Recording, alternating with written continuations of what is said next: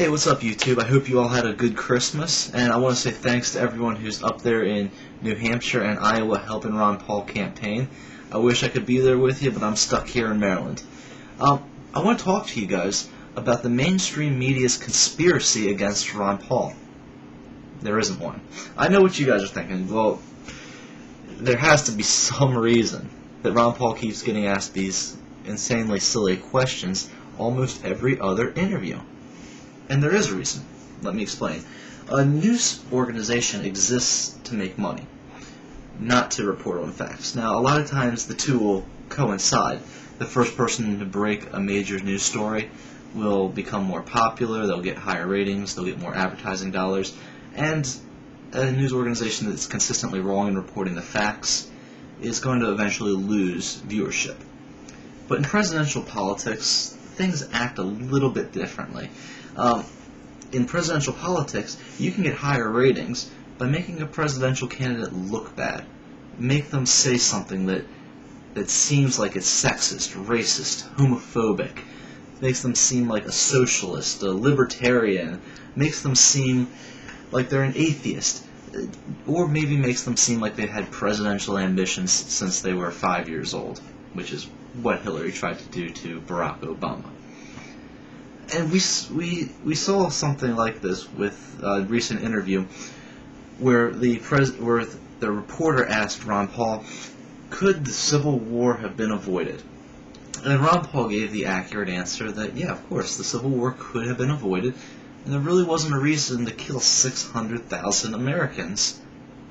Of course, the reporter wasn't actually interested in 19th century American history. They just wanted him to say we shouldn't have fought the Civil War. So, you don't want to fight the Civil War. What does that mean? It means that you wanted the Union to break up, you wanted slavery to continue. How long should slavery have continued? Should we have slavery until 1950? That wasn't what Ron Paul meant at all. We all knew that. But it created a controversy for them.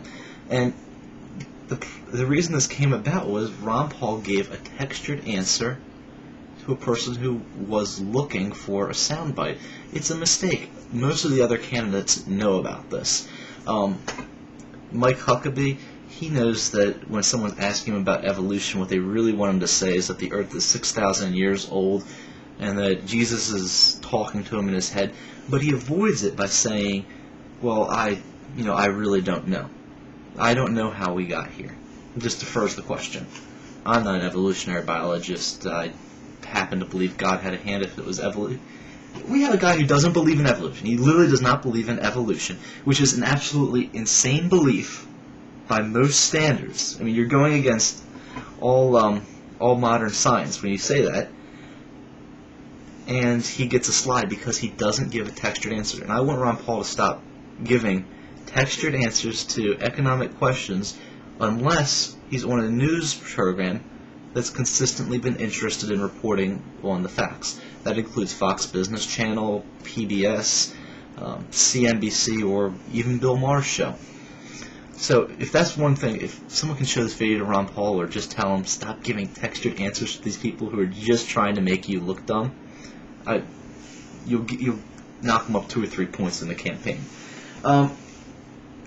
Again, big thanks to everybody out there in Iowa and everyone up there in New Hampshire, and everyone in general who's campaigning. When I drive down 95, I see your signs all over the place, so great job. That's all I have for this video, and I hope to see you around for the next one.